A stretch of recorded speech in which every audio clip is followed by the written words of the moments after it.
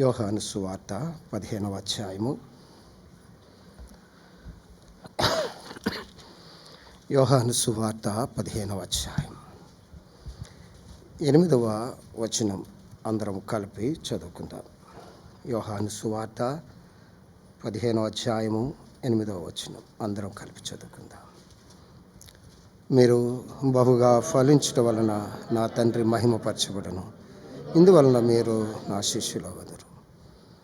దేవుని మహిమపరచబడాలి అంటే మనము బహుగా ఫలించాలి. సంఖ్యాకాండము 17వ అధ్యాయం. సంఖ్యాకాండము 17వ అధ్యాయం మొదటి 8 వచనాలు మార్చి చదువుకుందాం. మొదటి 8 వచనాలు మార్చి చదువుకుందాం. యెహోవా మోషేకు ఇలాగు సెలవిచ్చెను.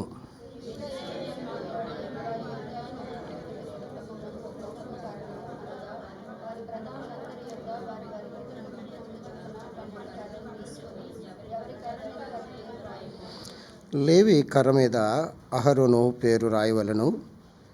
అనగా పితరుల కుటుంబముల ప్రధానికి ఒక్క కర్రయే ఉండవలెను.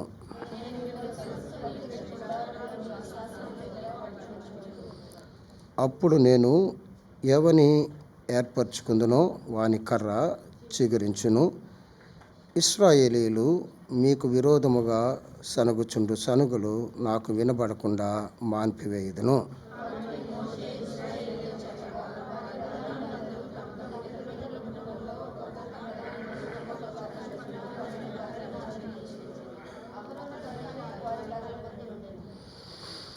మోషే వారి కర్రలను సాక్ష్యపు గుడారములో యెహోవా సన్నిధిని ఉంచెను.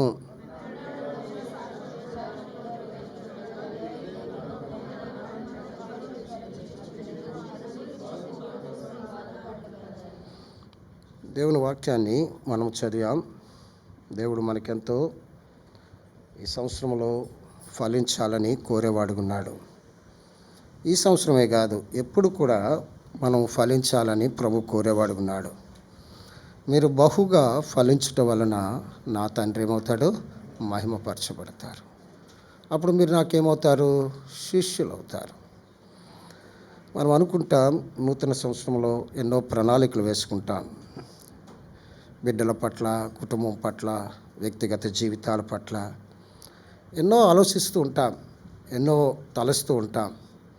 ఈ సంవత్సరంలో ఇది చేయాలి, ఈ సంవత్సరంలో ఈ టార్గెట్ పూర్తి చేయాలి, లేకపోతే ఈ సంవత్సరంలో ఇది చేయాలి, అది చేయాలని ఏదేదో అనుకుంటుంటాం. కానీ ఒకసారి అది జరుగుతాయి, మరొకసారి అవి జరగకపోవచ్చు. మన ఆలోచనలు మన వశములో లేవు. మన ఆలోచనలు, మన ఉద్దేశాలు మన వశములో లేవు. చూస్తారా? ఇర్మియా గ్రంథం 10వ అధ్యాయము 23వ వచనం. ఇర్మియా గ్రంథం 10వ అధ్యాయం 23వ వచనం. యెహోవా తమ మార్గమును నేర్పరచుకుంటా. మన మార్గాలు మన వశాల్లో లేవండి. చదవమ్మా.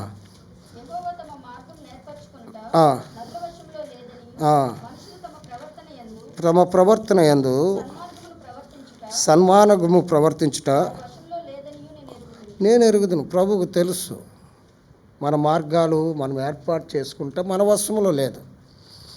రేపేమి సంభవిస్తుందో మనకు తెలియదు.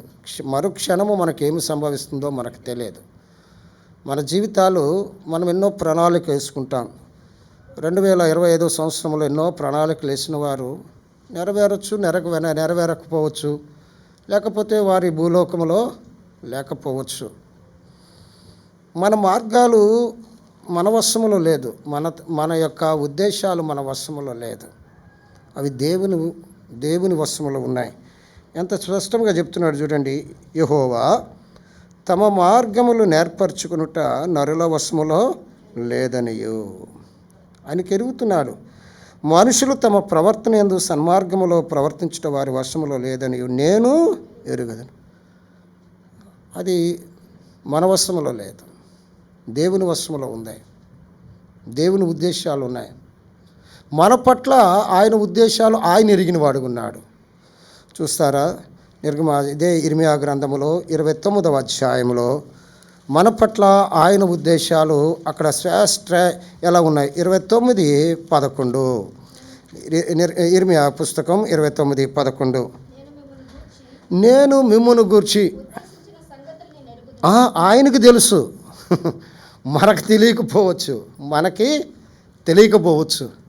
మనం ఎన్ని ప్రణాళికలు వేసుకుంటామో మనకు తెలియకపోవచ్చు, కానీ మన కొరకు ఆయన ఏమి చేయాలో, ఆయన ఎలా చేయాలో, ఆయన ఎప్పుడు చేయాలో ఆయనకు తెలుసు. చూడండి, ఆయన అంటాడు, నేను మిమ్మును గూర్చి ఉద్దేశించిన సంగతులు నేను ఎరుగుదును. తర్వాత రాబో కాలమందు మీకు నిరీక్షణ కలుగునట్లు అవి సమాధానకరమైన ఉద్దేశాలే కానీ దేవుడు మనకు హాని చేయడు. మన ఉద్దేశాలు మనం ఆలోచించినవి జరగకపోవచ్చు, కానీ దేవుడు మన కొరకు ఆలోచించినది దేవుడు చేసేవాడు ఉంటాడు. అవి ఎటువంటివి? లాభకరమైనవే కానీ నష్టాన్ని తీసుకొచ్చేవి కావు. ఆశీర్వాదకరమైనవే కానీ శాపాన్ని తీసుకొచ్చేవి కాదు. ఆయన ఎరిగే దేవుడు, కానీ ఆయన కోరుతున్నాడు. ఆయనకు ఒక కోరిక ఉంది, మీరు ఫలించాలి. ఆయనకి ఏ కోరిక ఉందండి? మీరు ఫలించాలి. అందరి కోరికలు నెరవేరుస్తాం, దేవుని కోరిక కూడా మనము నెరవేర్చాలి. మీరు ఫలించాలి. ప్రభు మొదటి నుండి, ఆది కాండము నుండి ఆయన చెప్తూ వస్తున్న మాట ఏంటంటే, మీరు ఫలించండి, మీరు అభివృద్ధి చెందండి, మీరు నిండించండి. మొదటి నుండి ఆయన కోరిక అదే. ఏంటంటే మీరు ఫలించాలి, మీరు అభివృద్ధి చెందాలి. ఏమంటే పుట్టిన బిడ్డ అలా ఉండిపోతే మనకైనా తల్లిదండ్రులకు సంతోషం ఉంటుందండి? ఏమి ఉండదు. ఏం చేస్తాడు? వాడు పెరిగి అభివృద్ధి చెందుతే మనకెంతో ఆనందం ఉంటుంది, మనకెంతో సంతోషం ఉండేదిగా ఉంటుంది. మీరు ఫలించాలి, అభివృద్ధి చెందాలి. ప్రభు కోరిక, మానవుల్ని నిర్మించిన కానుండి ప్రభు కోరిక అదే. దేవునిలో మనం ఫలించాలి. మన తపన అదే ఉండాలి, మన ఆశ అదే ఉండాలి. అన్నిట్లో ఫలిస్తుంటాం, దేవునిలో వెనుకంజ చేస్తుంటాం. అన్నిటిలో మనం అభివృద్ధి చెందుతుంటాం, ఆత్మీయ జీవితంలో వెనకంజ వేస్తుంటాం. దేవుడు మనల్ని కోరే ఆ కోరిక ఏమిటో తెలుసా? మీరు ఫలించండి. మామూలుగా కాదు, బహుగా ఫలించండి. అప్పుడు మీరు నాకేమవుతారు? శిష్యులు అవుతారు అంటున్నాడు. చదవనబడిన మా సంఖ్యాకాండం 17వ అధ్యాయంలో ఇక్కడ ఒక కర్ర ఫలించింది, లేక అది చిగిర్చింది. ఇశ్రాయేలు మీద ఒక సమస్య వచ్చి పడింది. ఆ సమస్యను పరిష్కరించడానికై ప్రభువారు మోషేతో మాట్లాడుతూ వస్తున్నాడు. ఏం మాట్లాడుతున్నంటే, మోషే అలా కాదు, ఈ సమస్య పరిష్కారం కావాలంటే గోత్రములలో ప్రధానులు ఉంటారు కదా, ప్రధానులు 12 గోత్రాలలో 12 కర్రలు తీసుకురండి. 12 కర్రలు తీసుకురండి. ఆ కర్ర మీద ఆ ప్రధాని పేరు రాయండి. ఎవరు ఆ ప్రధాని పేరు రాయండి. అవి నా మందిరంలోనికి, ప్రత్యక్ష గుడారములోని శాసనముల దగ్గర ఉంచండి, మందసము దగ్గర ఉంచు. ఎన్ని కర్రలు? 12 కర్రలు. కర్రల మీదే ఉన్నాయి, పేర్లు ఉన్నాయి, తీసుకురండి అంటున్నాడు. చూడండి, ఆ కర్రలు బాదం కర్రలు. ఆ కర్రలు ఏం కర్ర అండి? బాదం. కాదు, ఆఖరి వచనంలో మనం చూస్తున్నాం బాదం కర్రలు.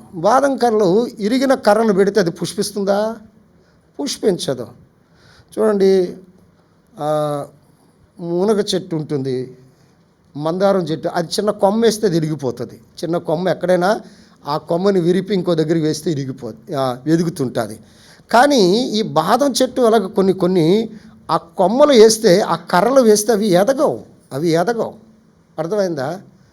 ఎక్కడ పెట్టాలి? భూమిలో పెట్టారా? కాదు, దేవుని సన్నిధిలో పెట్టారు, దేవుని మందసం దగ్గర పెట్టారు. 12 కర్రలు. అక్కడ ఏమీ లేదు, నేల లేదు, మట్టి లేదు, అక్కడ ఏమీ లేదు, నీరు లేదు, అక్కడ ఏమీ లేదు, సూర్యరశ్మి లేదు, అక్కడ వ్యవసాయకుడు కూడా లేడు, ఎరువు కూడా లేదు. మరి ఎలా పుష్పిస్తుందండి? మరి ఎలాగ చిగురుస్తుందండి అది? చూడండి, ఒక పరీక్ష. అర్థమైందా? కర్రను బట్టి ప్రభు చెప్పట్లేదు, కానీ కర్ర మీద ఉన్న పేరును బట్టి దేవుడు దాన్ని ఎంచుకునేవాడుగా ఉన్నాడు. దేవుడు మనల్ని ఎంచుకునేది ఏ రీతిగా అంటే, మనం ఎండిపోయినటువంటి వారమే, మనము నిష్ఫలమే, మోడుబారిన జీవితాలే. కానీ దేవుడు చిగురించే దేవుడిగా ఉన్నాడు. దేవుడు తన ఉద్దేశాలు ఏమి చేసేవాడుగా ఉన్నాడంటే, ఫలించాలన్నది ఆయన ఆశ, ఫలించాలన్నది ఆయన ఆశ, ఫలింపులోనికి ఉండాలన్నది ఆయన ఆశ. అర్థమైందండి?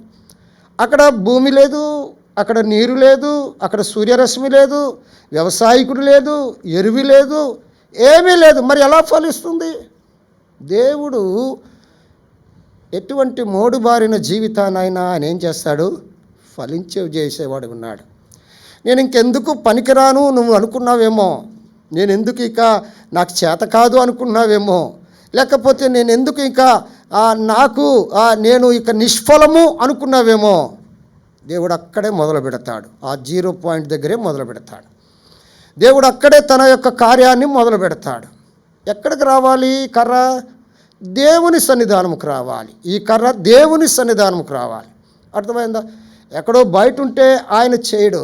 దేవుని సన్నిధానములో నువ్వు ఫలించగలవు, దేవుని సన్నిధానములో నువ్వు చిగర్చగలవు, దేవుని సన్నిధానములో నువ్వు ఫలాలు అందించగలవు.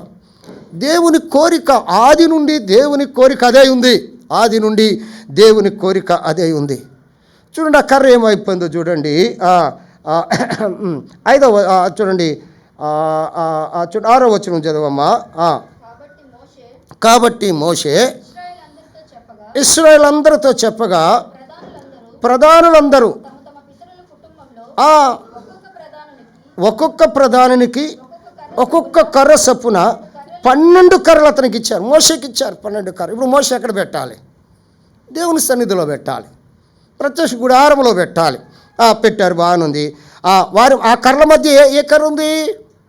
అహరోను కర్ర. మర్చిపోకండి, ఆ కర్రల మధ్య ఉంది 12 కర్రల్లో ఒక కర్ర అహరోను కర్ర, అహరోను కర్ర.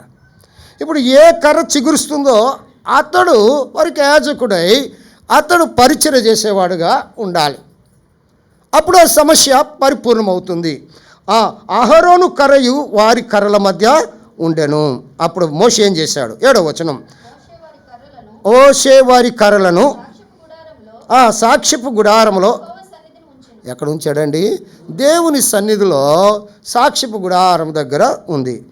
ఇప్పుడు 8వ వచనం, మరునాడు మోషే, మరునాడు అంటే వెంటనే, ఒక రాత్రి అయిపోయింది, ఒక రోజులో మరునాడు ఒక రాత్రి గడిచిపోయింది.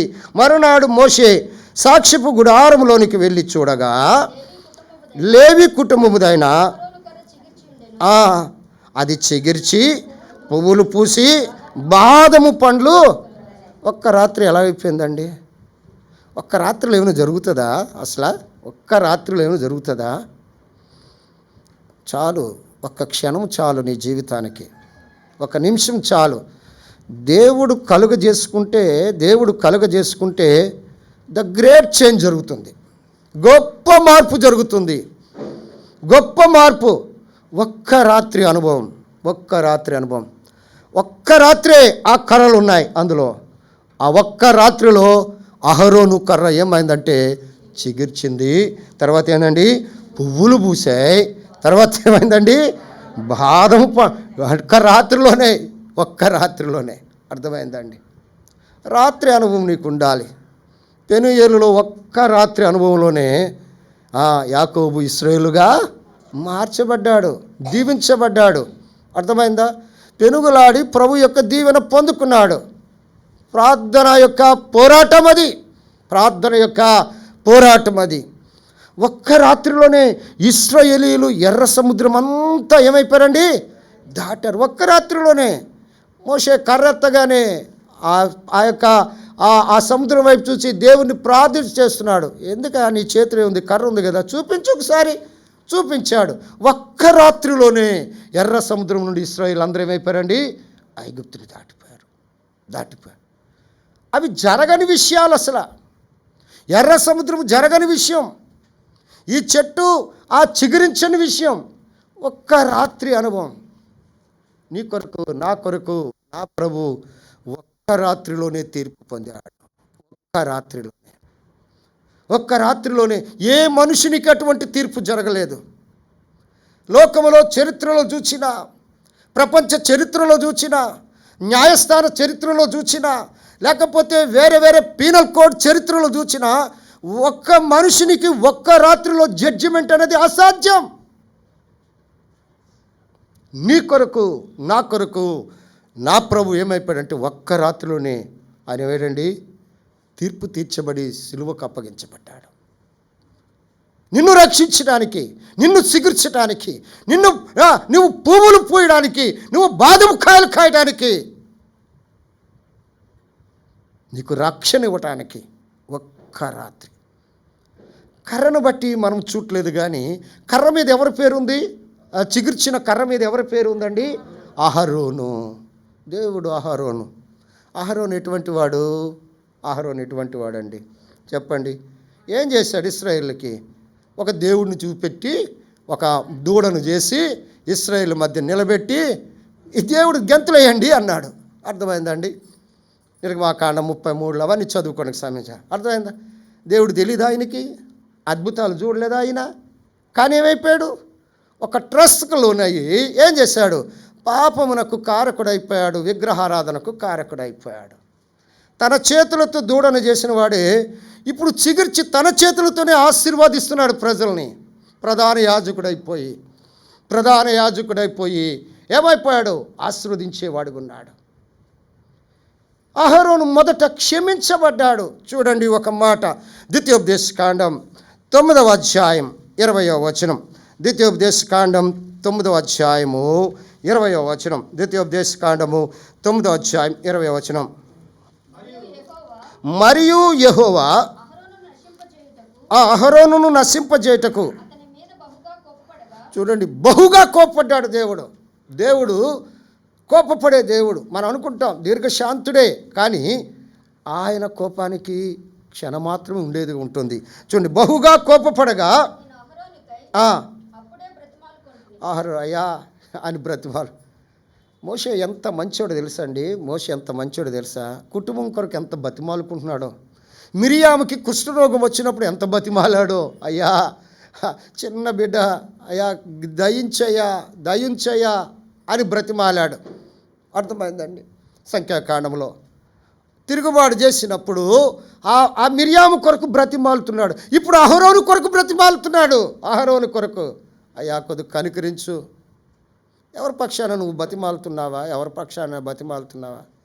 యేసుప్రభువారు మన కొరకు బ్రతిమాలుతున్నాడు తండ్రిని. తండ్రి, వీరేమి చేయించున్నారో వీరు ఎరుగురు కనుక వీరిని బ్రతిమాలుతున్నాడు. అందుకే కనికరించబడుతున్నాం, అందుకే కృప చూపించబడుతున్నాం, అందుకే ప్రభువు కొరకు నిలబడగలుగుతున్నాం. క్షమించబడిన అహరోను. కాబట్టి మన జీవితాల్లో మనం ఎటువంటి నిరాశ, నిస్పృహ, ఇక నా జీవితానికి చిగురు లేదు అనుకోకు. నీ జీవితానికి చిగురుంది. నీ జీవితానికి ఇక ఏమీ లేదండి, ఆ పండ్లు ఏమంటే పూత రాదు అనుకుంటావేమో, నీ జీవితానికి పూతుంది. నీ జీవితానికి ఫలము లేదు అనుకుంటావేమో, నీ జీవితానికి ఫలం ఉంది. ఎవరిని బట్టి? కర్రను బట్టి కాదు, అహరోనును బట్టి. అహరోను క్షమించబడ్డాడు.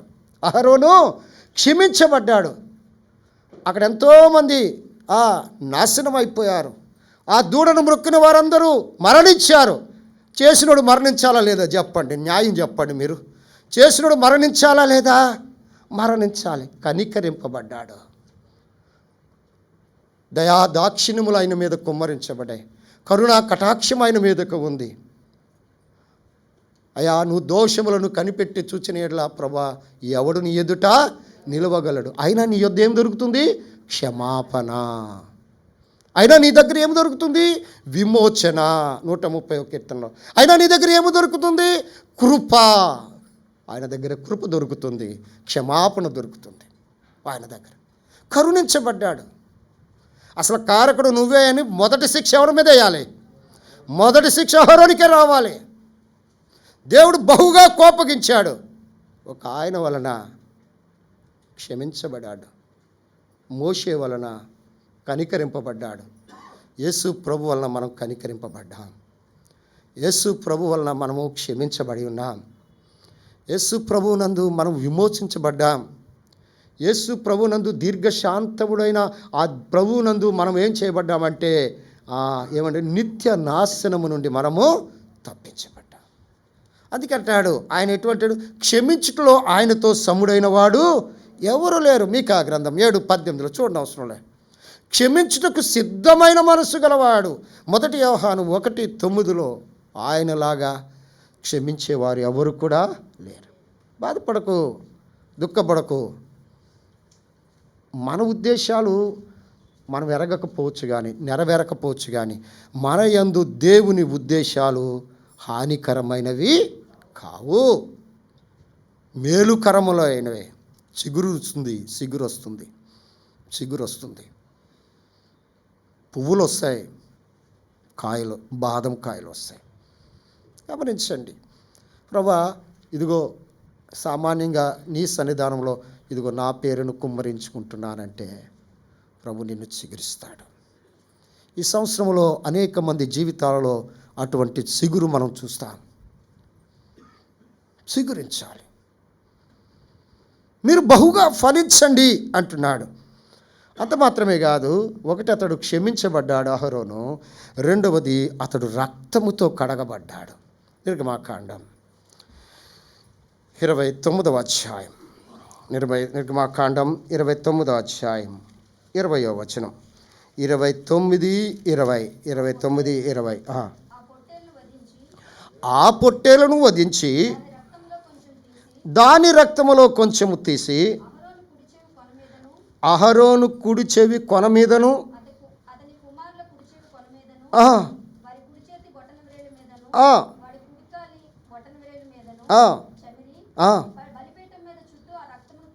చూడండి, అతడు ఏమయ్యాడండి? రక్తముతో దేవుని పని కొరకై క్షమించబడిన అహరోను రక్తముతో కడగబడ్డాడు. మన హృదయాలను కూడా ప్రభు తన రక్తంతో కడిగినట్టు వాడుకున్నాడు. యేసు రక్తము ప్రతి పాపము నుండి మనల్ని ఏం చేస్తుందండి? పవిత్రులుగా చేస్తుంది. ఆయన రక్తం ఎటువంటిది? నిష్కల్మషమైన రక్తము, నిందారహితమైన రక్తము. గొర్రె పిల్ల వంటి క్రీస్తు రక్తము చేత మీరు విమోచింపబడితిరి కాదా? అప్పుడు యాజకులు వారే కానీ, పేతురు పత్రిక ప్రకారం ఇప్పుడు యాజకులు మనందరమును, యాజకులను, రాజులమును, యాజక సమూహం మనం. దేవుడు మనను తన రక్తముతో ప్రోక్షించాడు, మనల్ని క్షమించాడు, తన రక్తముతో ప్రోక్షించి పవిత్రపరిచాడు. ప్రతి హృదయమును ఆయన పవిత్రపరిచాడు. యేసు రక్తమే ప్రతి పాపము నుండి మనల్ని ఏం చేస్తుందండి? పవిత్రపరిచేదిగా ఉంటుంది. అహరోను కర్ర చిగురించడానికి కారణం క్షమించబడినట్టి వాడు, రక్తము చేత ప్రోక్షింపబడి శుద్ధి చేయబడినట్టి వాడు అహరోను. అంత మాత్రమే కాదు, కీర్తన గ్రంథం 133వ కీర్తన 2వ వచనములో, కీర్తనలు 133 2వ వచనములో మనకు తెలుసు, అది తల మీద పోయబడి అహరోను గెడ్డం మీదుగా కారి అతని అంగిల అంచు వరకు దిగజారిన పరిమళ. ఎటువంటి ఐక్యతకు ఎటువంటి వ్యక్తిని నిలబెట్టాడు చూడండి. సహోదరుల ఐక్యత కొరకు ఎటువంటి వ్యక్తిని పరిచయం చేస్తున్నాడు చూడండి. యాజకుని పరిచయం చేస్తున్నాడు. చదవమ్మ మరొకసారి 33:2. అది తల మీద పోయబడి అహరోను గెడ్డం మీదుగా కారి ఆ పరిమళ తైలము తల మీద పోయబడి గెడ్డము మీదుగా అంగిల అంచు వరకు దిగజారిన అభిషేకించబడిన అహరోను గారు అభిషేకించబడ్డాడు. దేవుని పని కొరకే అహరోను అభిషేకించబడ్డాడు. అందుకే చిగుర్చావు. ఈ సంవత్సరం నువ్వు కూడా అభిషేకించబడాలి దేవుని పని కొరకై. దేవుని పని కొరకై అభిషేకించబడినప్పుడు ఆ అభిషేకము ఎలాగుందంటే తను ముంచేసింది. తనను ముంచేసింది. తల నుండి అరికాళ్ళ వరకు ఆ తైలము జారుతున్నప్పుడు దేవుని అభిషేకాన్ని చూడగలిగి ఉన్నాడు. దేవుని అభిషేకాన్ని చూడగలిగి ఉన్నాడు. దేవుని అభిషేకం ఉన్న దైవజనులు ఎంత ఎంత ఆత్మతో ఉంటారో తెలుసండి. ఆత్మ నింపుదలతో ఉండి దేవుని ప్రజలను ప్రోత్సాహపరిచేవారుగా ఉంటారు. ఆ అభిషేకముతో ఎటువంటి వాడు? ఒకప్పుడు బొమ్మను చేసినట్టు,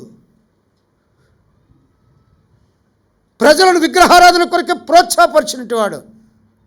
నా తమ్ముడు ఏమైపోయాడో అనుకొని ఇక అతడు కూడా నిరాశ చెందినట్టు వాడే. ఏమైంది? చిగురుస్తున్నాడు, పూత పూయబడుతుంది, ఫలాలు వస్తున్నాయి. ఎటువంటి మాదిరి చూపిస్తున్నారు? ఒక సంఘ ఐక్యత కొరకు, ఒక సహోదరుల ఐక్యత కొరకు, ఒక సమాజ ఐక్యత కొరకు, ఇశ్రాయేల్ ఐక్యత కొరకు ఎటువంటి వ్యక్తిని నిలబెట్టాడో ఆ ప్రతిబింబం ఎటువంటిదో తెలుసా? అహరోను ప్రతిబింబం, యాజకుని ప్రతిబింబం. తల మీద పోయబడి గెడ్డం మీదగా కారి అంగిల అంచు వరకు దిగజారు సంపూర్ణమైన ఆత్మతో నిండి ఉన్నాడు. చిగిర్చాడు అహరోను, ఫలాలు కలిగి ఉన్నాడు అహరోను. దేవుని కొరకు నిలబడి ఉన్నాడు. తన కొరకు మరొకరు ప్రార్థన చేస్తున్నారు, అయ్యా కనికరించని ప్రార్థన చేయగలరు. అంతే మాత్రమే కాదు, ఈ అహరోను ఎటువంటి వాడో తెలుసండి. కీర్తన గ్రంథం 106వ అధ్యాయం, కీర్తన గ్రంథం 106వ అధ్యాయం 16వ వచనం. 106వ అధ్యాయం 16వ వచనం. వారు తమ దండు పాలెములో చూడండి, యెహోవాకు ప్రతిష్ఠుడు. యెహోవాకు అతడు ఎవరండి? ప్రతిష్ఠుడైన అహరోను నందును అసూయపడిరి. ప్రతిష్ఠుడు ఇతడు, దేవునికి ప్రతిష్ఠుడు. ఒకప్పుడు బొమ్మ చేసినట్టు, దూడ చేసినట్టు ఏమైపోయాడు? ప్రతిష్ఠుడిగా మారిపోయాడు. ఒకప్పుడు విగ్రహారాధన నీవు దేవునికి ప్రతిష్ఠురాలుగా అయిపోయావు, ప్రతిష్ఠుడు అయిపోయావు, అభిషేకించబడినట్టు వాడు అంట. దేవుని కొరకు ఆ నమ్మకత్వము కలిగిన వ్యక్తిగా దేవుడు అతన్ని సిద్ధపరుస్తూ వచ్చాడు. దేవుని అభిషేకం, దేవుని ఆత్మ, దేవుని యొక్క ప్రతిష్ఠత అతని మీద ఉంది. అందుకే ఒక పరీక్షలో ఆ కర్ర ఏమైందండి? చిగిర్చింది, పూత పెట్టింది, బాదము కాయలు. నువ్వెక్కడున్నావు? ఇంకా కర్రలాగే ఉండిపోయావా? విచారకరం. పోనీ చిన్న పూత పెడుతుంటే చిన్న సంతోషం, చిగిరిస్తే సంతోషం, పూత పెడితే సంతోషం, ఫలాలు కలిగి ఉంటే మరీ సంతోషం. నా స్థితి ఎక్కడుందో నేను గమనించుకోవాలి, మీ స్థితి ఎక్కడుందో మీరు గమనించుకోవాలి, మన స్థితి ఎక్కడుందో గమనించాలి. మనమందరము యాజకులము, రాజులము, యాజక సమూహం. ఎలా ఉంది మన స్థితి? మోడుబారిన కర్రలాగా ఉండిపోతే ఎన్ని దినాలు మందిరంలో పెట్టినా అంతే, అంతే. చిగురిస్తే ఆనందపడతావు. నువ్వు ఒక మొక్క తెచ్చుకొని ఇంట్లో పెరట్లో వేసుకున్నావు, అది చిగురి ఫలాలు లేకపోతే పుష్పాలు ఇస్తుంటే నువ్వు ఎంత ఆనందపడతావు? మన క్రోటన్ మొక్కలు కాదండి, మన క్రోటన్స్ మొక్కలు కాదు, ఎప్పుడు అలాగే ఉండిపోవడానికి అదే రంగు, అదే రూపు, అదే కాదు. మనం ఎవరు? ఫలాలు అందించవలసిన మనం ఎవరు అండి? ఫలాలు అందించవలసి, ఎవరికొకరికి ఉపయోగపడాలి. మనం ముఖ్యంగా దేవునికి ఉపయోగపడాలి. మనం మీరు బహుగా ఫలించడం వల్ల నా తండ్రి ఏమవుతాడు? మహిమపరచబడతాడు. అంత మాత్రమే కాదు, ఇంకొక విషయాన్ని చూసి నేను ముగిస్తాను, నా సమయం అయిపోయింది. సంఖ్యాకాండం 16వ అధ్యాయం 41 నుండి చదువమ్మా. మరునాడు ఇశ్రాయేలు సర్వ సమాజం మోషే అహరోనులకు విరోధముగా సలుగుచు, ఆ, మీరు యెహోవా ప్రజలను చంపితిరని చెప్పి ఆ, సమాజము ఆ, మోషే అహరోనులకు విరోధముగా కూడెను. ఆ, వారు ప్రత్యక్ష గుడారం వైపు తిరిగి చూడగా ఆ, ఆ మేఘం దాన్ని కమ్మెను. ఆ, యెహోవా మహిమయు కనబడెను. ఆ, మోషే అహరోనులు ఆ. ప్రత్యక్ష గుడారం ఎదుటికి రాగా రాగా యెహోవా, ఆ, మీరు ఈ సమాజం మధ్య నుండి తొలగిపో, మీరు ఈ సమాజం మధ్య నుండి తొలగిపోడి క్షణంలో నేను వారిని క్షణములో నేను వారిని నశింపజేతునని మోషేకు సెలవేయగా సాగిలి. వారు సాగిలపడ్డారు, ఇద్దరు సాగిలపడ్డారు. సాగిలపడ్రి అప్పుడు మోషే, ఆ, నువ్వు ధూపార్తిని తీసుకొని ఆ. బలిపీఠపు నిప్పులతో నింపి అహరోనుతో చెప్తున్నాడు, మోషే చెప్తున్నాడు, నీవు ధూపార్తిని తీసుకొని బలిపీఠపు నిప్పులతో నింపి ధూపం వేసి వేగముగా సమాజమునొద్దకు వెళ్ళి వారి నిమిత్తం ప్రాయశ్చిత్తము చేయము. కోపము యెహోవా సన్నిధి నుండి బయలుదేరెను. తెగులు మొదలుపెట్టిన అహరోనుతో చెప్పగా ఏం చేశాడు అహరోను ఏం చేశాడు? చదవమ్మా. మోసే చెప్పినట్లు అహరోను వాటిని తీసుకొని సమాజము మధ్యకు పరిగెత్తిపోయినప్పుడు జనంలో మొదలుపెట్టి ఉండెను. ఆ, కాగా ఆ, అతడు ధూపం వేసి ఆ, ఆ జనుల నిమిత్తం ప్రాయశ్చిత్తము చేశాను. 48 చచ్చిన వారి చచ్చిన వారికి బ్రతికున్న వారికి మధ్యను నిలవబడగా తెగులు ఆగిపోయింది అంతే. విజ్ఞాపనకర్తగా ఆయన అహరోను విజ్ఞాపనకర్తగా ఉన్నాడు. చచ్చిన వారికి బ్రతికిన వారికి మధ్యలో ఏమైపోయాడండి? దుప్పర్తి పట్టుకొని ఏమైపోయాడు? నిలబడ్డాడంతే. తెగులేమైంది? ఆగిపోయి. మన జీవితాల్లో నిలబడాలి. మనం దేవుని కొరకు మనం నిలబడాలంతే. విజ్ఞాపనకర్తగా మిగిలిపోయాడు అహరోను. ప్రభా కనికరించే, ఎవరి కొరకైనా ప్రార్థన చేస్తున్నావు నువ్వు? ప్రభు మన కొరకు విజ్ఞాపన చేస్తున్నాడు. ఆ ధూపార్తి పట్టుకొని నువ్వు వెంటనే వెళ్ళు అని మోషే చెప్తున్నప్పుడు పరిగెట్టుకుని వెళ్ళి ఇంకా ఆ తెగులు అవతలకి వెళ్ళకుండా మధ్య అడ్డుగా నిలబడ్డాడు అంతే. తెగులు ఏమైపోయిందండి? విజ్ఞాపనకర్తగా మిగిలిపోయాడు. చిగురించిన అహరోను కర్ర ఎలా చిగురించాడు? ఎలాగ ఫలం వచ్చింది? ఎలా ఫలం వచ్చిందో తెలుసండి. క్షమించబడినటి వాడు, కడగబడినటి వాడు, అభిషేకించబడినటి వాడు, ప్రతిష్ఠించబడినటి వాడు. తర్వాత ఏంటండి? విజ్ఞాపనకర్తగా నిలబడిపోయాడు. అది పని. చిగుర్చాలి. ప్రభు మహిమాత్మ చెప్తున్నాను, నేను మీ అందరికన్నా తెలుపుడను. ఇక్కడ గొప్పవారు ఉన్నారు. దేవుని వాక్యములో కానీ, పరిశుద్ధతలో కానీ, ప్రేమలో కానీ ఉన్నతమైన వారు. వారు చెప్పుల వారు విప్పుటకు కూడా నేను యోగ్యుడను కాను. ఎందుకో తెలుసా? నా స్థితి ఏంటో నాకు తెలుసు. నా ప్రభు కొరకు నిలబడ్డమే.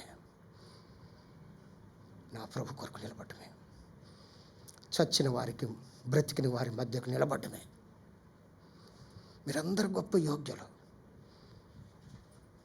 నేను ఇంకా ఆ స్థితికి వెళ్ళాలని, వారి స్థితికి వెళ్ళాలని ప్రయత్నిస్తున్నాను. నాది చాలా దీన స్థితి, అల్పమైన స్థితి, యోగ్యత లేని స్థితి, ఎన్నిక లేని స్థితి. ప్రభా, వారిలాంటి ఆత్మీయత కొద్దిగానే నాకు ఇయ్యా అని ప్రాధేయపడే స్థితి. ఆ స్థితిలో మనం ఎదగాలి. మీరు బహుగా ఫలించటం వలన నా తండ్రి ఏమవుతాడు? ఆ రీతిగా ప్రభుకు మహిమ తెద్దాం, చిగురుతాం, ఫలాలు కలిగి ఉంటాం. ప్రభు ఈ మాటలు దీవించును గాక. ఆమేన్.